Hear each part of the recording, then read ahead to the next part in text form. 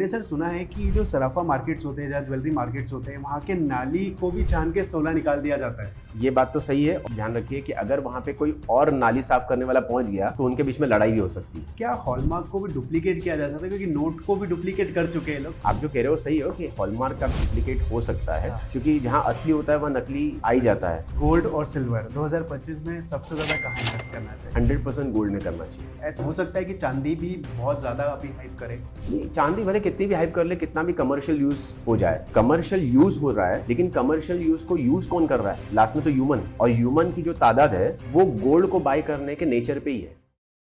सबसे बड़ा question sir ये होता है, जैसे एमपी में तो ऐसा है कि लाइक गोल्ड खरीदना है तो रतलाम जाओ, या महाराष्ट्र में अगर कोई सोचता है कि गोल्ड खरीदना है तो पर्टिकुलर ऐसी प्लेस होती है जो बहुत फेमस होती है प्योर गोल्ड के नाम के लिए। अब अभी तो कहीं ऐसा चलन हो गया कि दुबई से गोल्ड लेकर आओ, वहाँ का गोल्ड सबसे बेस्ट है। तो ऐसा सच में होता है कि सर की जगह जगह के हिसाब से गोल्ड की क्वालिटी चेंज होती है? होता था, मैं था इसलिए कह रहा हूँ कि जब से गवर्नमेंट ने हॉलमार्क पे HUID प्रोसेस इंप्लीमेंट करवा दिया है, तब से अब आप गोल्ड पूरे भारत में से कहीं से भी खरीदो as compare to gold Dubai का ही मिलेगा। बिकॉज दुबई जाना जाता था अपनी प्योरिटी को लेके, और अगर गवर्नमेंट किसी गोल्ड के ऊपर सर्टिफिकेट दे देती है कि ये गोल्ड 22 कैरेट का है या ये गोल्ड 24 कैरेट का है, तो अब उससे ज्यादा प्योरिटी की आप क्या अपेक्षा करोगे? आप खरीदना भी तो वही चाह रहे हो ना, प्योरिटी के हिसाब से। दुबई में गोल्ड मिलता था प्योरिटी कि भाई जो प्योरिटी बोला है वही निकलेगा। अब गवर्नमेंट ने जब HUID और हॉलमार्क कर दिया है, तो वही प्योरिटी का गोल्ड अगर आपको यहाँ पे मिल जा रहा है तो आपको दुबई तक खर्चा करके जाने की क्या जरूरत है? मतलब मुझे एमपी में अगर गोल्ड लेना है तो मैं इंदौर से भी ले सकता हूँ? आप कहीं से भी खरीदो, आप HUID सिंबल जो है गवर्नमेंट का यूनिक आइडेंटिफिकेशन नंबर एम्बोस किया हुआ ही गोल्ड परचेस करो, और वो जो नंबर है उसको आप वेबसाइट पे जाके उसको डालिए तो आपको दिख जाएगा कि इस गोल्ड की प्योरिटी क्या है, क्योंकि ईच एंड एवरी प्रोडक्ट के ऊपर इंडिविजुअल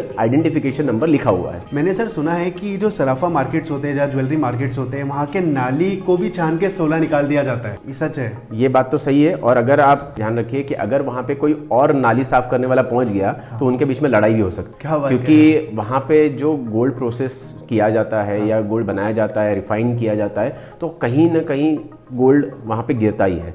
और वो जो गिर के जब वो नाली में जाता है तो नाली की सफाई भी इतनी व्यवस्था के साथ की जाती है कि वहाँ से भी पूरे साल भर में अगर एक नाली साफ करने वाले को 2 लाख 5 लाख 10 लाख 15 लाख एक्स अमाउंट तक का भी गोल्ड रिकवरी कर लेते हैं। वो सफाई का पैसा तो मिल ही रहा है, लेकिन साथ में जो एक बोनस होता है, जो दिवाली बोनस हम कह सकते हैं, वैसे उनके उसमें भी एक बोनस पीरियड आता है जहाँ पे उनको सारा गोल्ड का एक जगह पे सेव करते हैं और उसको छान के जब उसको रिफाइन करते हैं तो उसमें से भी एक गोल्ड उनको मिल जाता है जिसकी वैल्यू एक्स अमाउंट हो सकती है। अब एक और चीज है सर कि क्या हॉलमार्क को भी डुप्लीकेट किया जा सकता है, क्योंकि नोट को भी डुप्लीकेट कर चुके हैं लोग, तो हॉलमार्क कितनी बड़ी चीज है ऐसी? अगर हाँ, आप जो कह रहे हो सही हो कि हॉलमार्क का भी डुप्लीकेट हो सकता है, क्योंकि जहाँ असली होता है वहाँ नकली आ ही जाता है। तो लेकिन आप इसीलिए देखिए कि आप कौन से ज्वेलर से प्रोडक्ट खरीद रहे हो, या आपके अपने पुराने ज्वेलर से खरीद रहे हो जो इतने साल से आपके विश्वास पात्र है, आपकी पीढ़ी दर पीढ़ी वहां से खरीदती आ रही है, और या तो फिर कोई अच्छी ब्रांड के साथ आप जुड़ के वहां से प्रोडक्ट खरीद रहे हो। तो कहाँ से प्रोडक्ट खरीदा जा रहा है वो बहुत मैटर करता है।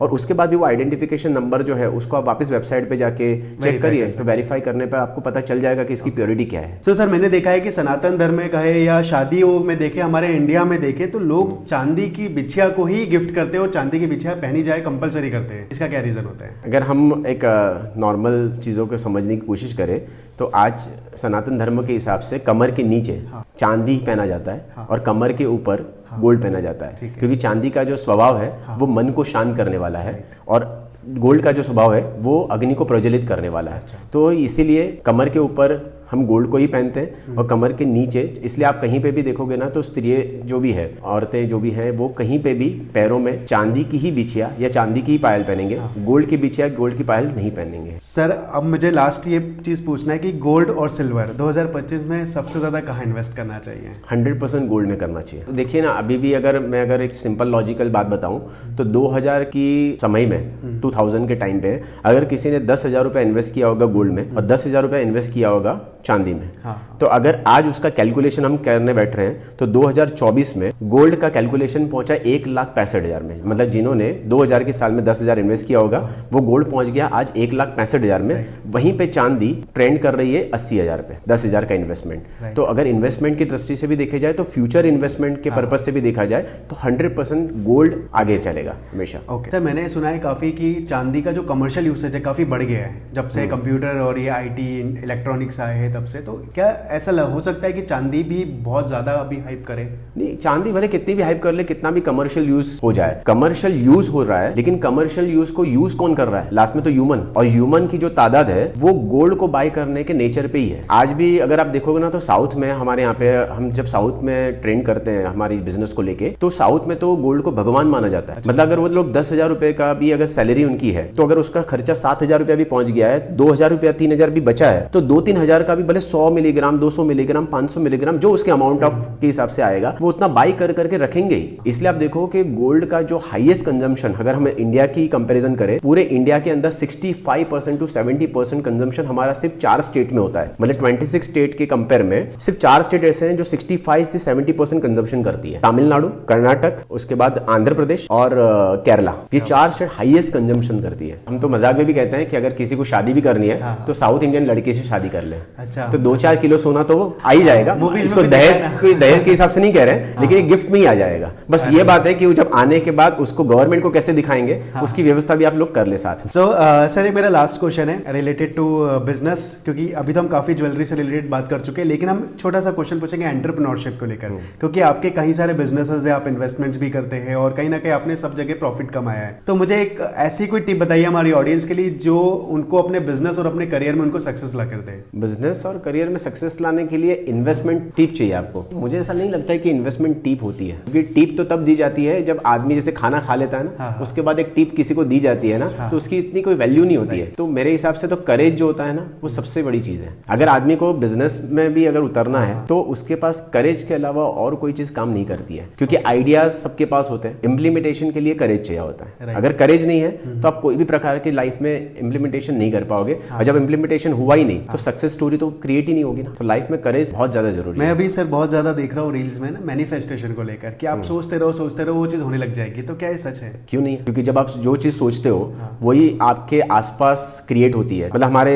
उसमें तो ये कहा गया है शास्त्रों में कि जब आप कोई चीज के लिए सोचना शुरू करते हो, तो ब्रह्मांड उसको मिलाने के लिए आपके पास भेजती है वो। अब आप देखो कि अगर आप, जैसे मैं सोचता हूँ कि आप अच्छे इंसान हो, आप अच्छे इंसान हो, तो कितना भी दुनिया आपके लिए, क्योंकि हर व्यक्ति आपसे खुश नहीं हो सकता है, लेकिन आपसे मैं खुश हूँ, आपकी व्यवस्था से, आपकी अवस्था से, आपके स्वभाव से मैं खुश हूँ। तो उसका मतलब ये हुआ कि मैं आपके लिए पॉजिटिव हूँ, तो आप 100% मेरे लिए पॉजिटिव ही काम करोगे। ये बहुत क्लियर है। तो आपका सोचना बहुत मैटर करता है लाइफ के अंदर, कि आप कैसा सोच रहे हो। और बुरा इंसान बुरा होता नहीं है, वो उसकी परिस्थितियों के कारण बुरा होता है। जब जिस दिन उसकी परिस्थिति चेंज हो गई, कि मनस्थिति भी चेंज हो जाएगी, और जब मनस्थिति चेंज हो गई तो उसका प्रभाव भी चेंज हो जाएगा। ठीक है। तो सर, जैसे देखा है कुंभ में लोग बहुत सारे दुनिया के पाप करते हैं, उसके बाद कुंभ में जाके नहाते हैं और उनको लगता है कि हमने सारा पुण्य यहाँ पे कमा लिया। ठीक है। कि अगर 100 चूहे खा के बिल्ली हज को चली, तो प्रॉब्लम क्या है? बाकी के चूहे तो बच जाएंगे। कोई व्यक्ति अगर सोच रहा है कि मैं कुंभ में जाके स्नान करने से मेरे पाप धुल जाएंगे, या मैं पुण्य को एड ऑन करने जा रहा हूँ, तो दोनों ही चीजों में अगर आप